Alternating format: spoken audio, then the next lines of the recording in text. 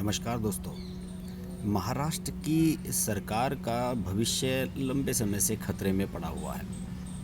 देखिए, वहाँ की जो स्थितियाँ हैं उससे सब वाकिफ़ हैं। वहाँ पर एनसीपी, कांग्रेस और शिवसेना की मिली-जुली सरकार चल रही है और तीनों ही जो पार्टियाँ हैं उनकी राजनीतिक विचारधारा बिल्कुल अलग रही है। शिवसेना लंबे समय तक बीजेपी के साथ गठबंधन में रही, एनडीए का पार्ट रही लगभग 2 ढाई दशक तक।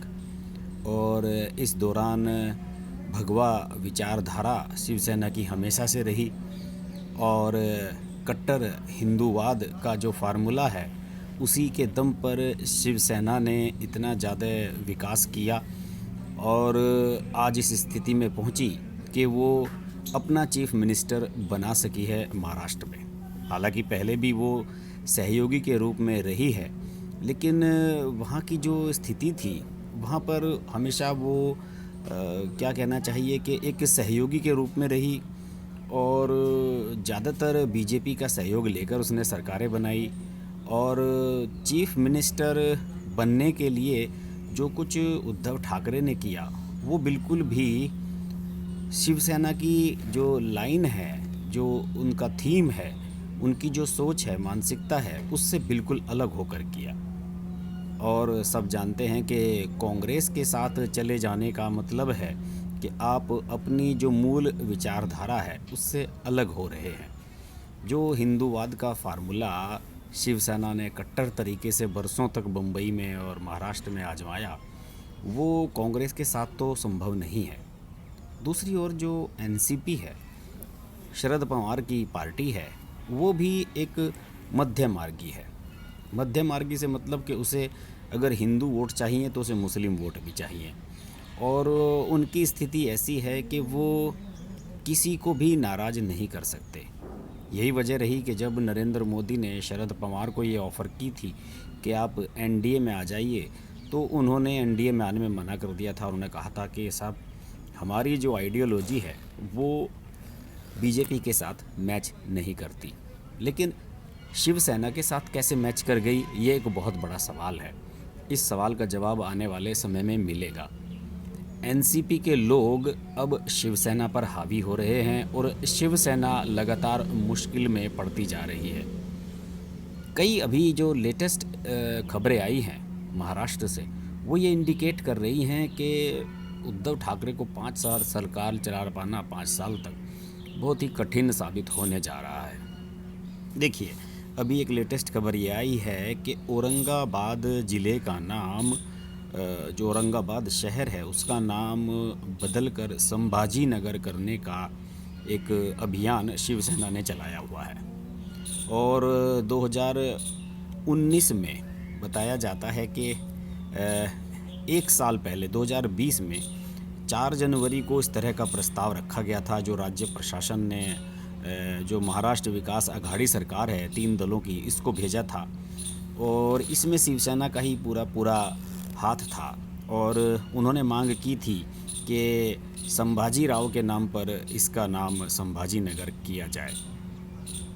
इस तरह के काम योगी आदित्यनाथ की सरकार उत्तर प्रदेश में करे तो समझ आता है, लेकिन अब शिवसेना की सरकार जिस तरीके से चल रही है वहाँ, उस तरीके से शहरों का नामकरण करने का तो मामला ये समझ लीजिए कि खटाई में ही रहेगा।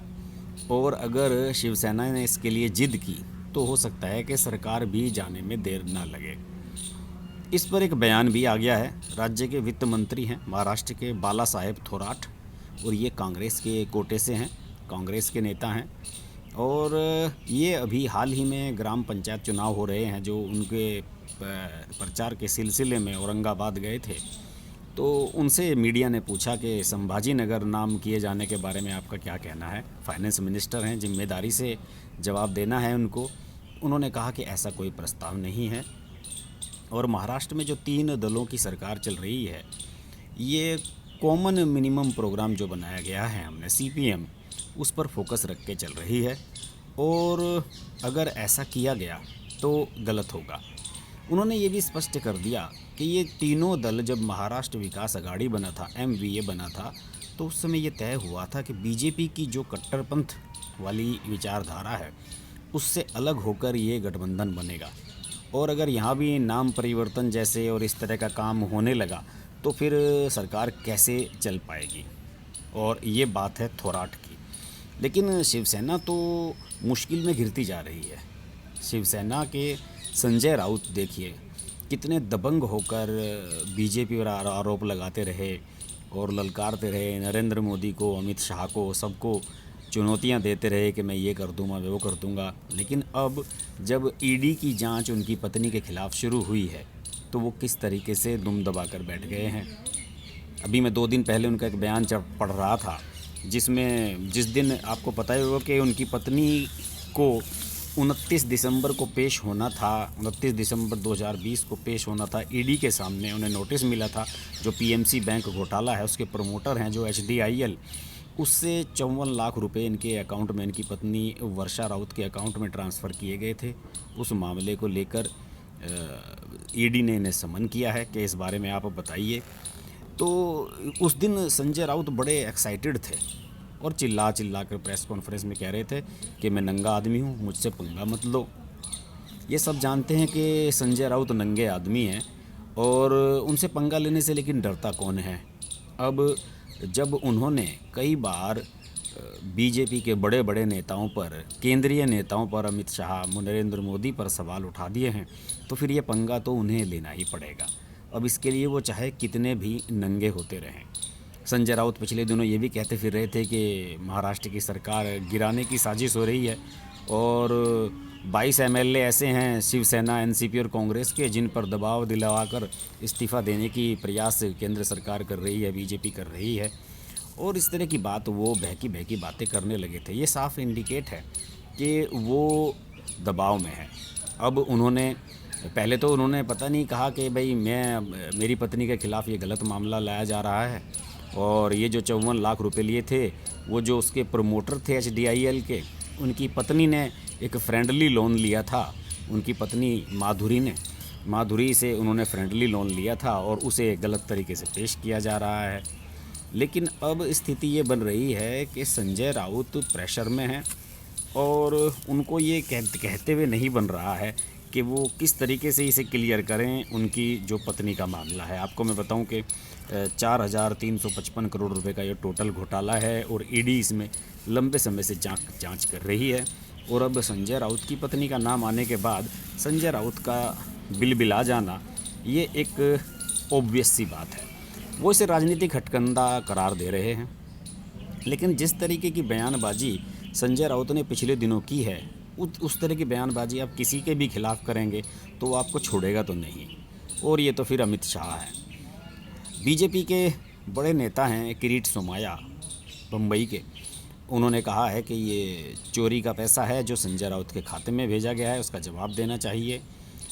बीजेपी की जो महाराष्ट्र इकाई है उसका बयान आया है कि जो संजय राउत है वो बेचारे बीमार हैं, उन्हें दवाइयाँ लेनी चाहिए और कंपाउंडर से नहीं बल्कि किसी एमडी डॉक्टर से लेनी चाहिए। और उन्होंने ये भी कहा है कि बीजेपी ने तो ये भी आरोप किया कि संजय राउत के खिलाफ देशद्रोह का मुकदमा दर्ज होना चाहिए, क्योंकि उन्होंने ये बयान दिया था पिछले दिनों कि भारत रूस की तरह टुकड़ों टुकड़ों में बंट जाएगा और इस तरह की बात कहना बिल्कुल गलत है। तो ये सब चीज़ें चल रही हैं। आदित्य ठाकरे जो कि शिवसेना के प्रमुख उद्धव ठाकरे के बेटे हैं, उन्होंने ये कहा है कि ये राजनीतिक एजेंडा है और बीजेपी इसके माध्यम से हम पर प्रेशर बनाने की कोशिश कर रही है। ये सब बातें चल रही हैं, लेकिन जो भी बातें चल रही हैं वो यही इंडिकेट कर रही हैं कि शिवसेना की सरकार यहाँ मुश्किल में है। कुछ मुश्किलें उनके जो समर्थक दल हैं उनकी वजह से हैं। कांग्रेस और एनसीपी उनसे नाराज़ हैं। पिछले दिनों सोनिया गांधी ने उन्हें एक लेटर लिखा था उद्धव ठाकरे को कि भाई जो दलितों के लिए, अनुसूचित एससी एसटी के लिए जो पैसा अलॉट किया जाना है वो आप क्यों नहीं कर रहे हैं, इसको लेकर उन्होंने चिट्ठी लिखी थी। लेकिन अब इसके अलावा शरद पवार के जो चेले चपाटे हैं वो लगातार शिवसेना के लोगों को परेशान कर रहे हैं। कुछ इलाके तो ऐसे भी हैं जहां एनसीपी के लोगों ने दबंगई से शिवसेना के लोगों को नगर पालिकाओं, नगर पंचायतों से बाहर कर दिया है। तो ये सब कुछ ज़बरदस्त उठापटक चल रही है और इन सब के बीच बीजेपी के साथ 2 दशक तक रही शिवसेना अपना जो भगवा एजेंडा है उससे भटक चुकी है पूरी तरीके से। अब मुझे समझ में नहीं आ रहा है कि अगली बार जब वो चुनाव में जाएगी तो किस मुंह से जाएगी। वो मुसलमानों से वोट मांगेगी या हिंदुओं से वोट मांगेगी और किस चीज़ के नाम पर वोट मांगेगी। निश्चित रूप से ये जो अगले आने वाले 3-4 साल हैं, शिवसेना के लिए महाराष्ट्र में बहुत ही चुनौतीपूर्ण और कठिन साबित होने जा रहे हैं। महाराष्ट्र की राजनीति, वहाँ की सरकार, इस पर हमारी नज़र बनी रहेगी। आप देखते रहिए हर्ष की बात लाइव। नमस्कार। अगर आपको हमारी वीडियो पसंद आई तो वीडियो को लाइक करें, चैनल को सब्सक्राइब करें और नोटिफिकेशंस के लिए बेल आइकन को प्रेस करें।